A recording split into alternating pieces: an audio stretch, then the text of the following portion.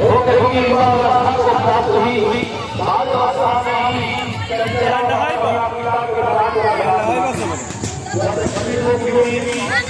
उनके सभी दूसरी कोई है जिसको हम इससे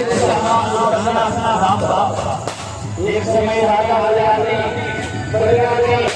पशुओं का शिकार करने मंत्री सेना बड़े बड़े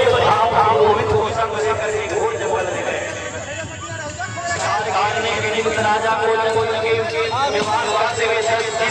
होने लगे। शिकार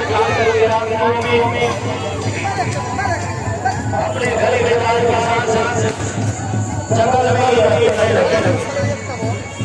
एक समय सखियों के साथ सुकन्या धूल लेने के लिए जंगल में गई। वहाँ चमचमुनि का आश्रम था। उसे चमचमुनि तपस्या कर रहे थे। सुकन्या ने मुनि की दीपक लगी हुई देह को देखा। क्या देखते हैं कि मिट्टी के मध्य में मुनि के दोनों नेत्र युगल की भांति चमक रहे हैं। रोशनी विस्मित होकर के दोनों नेत्रों को खोल दी।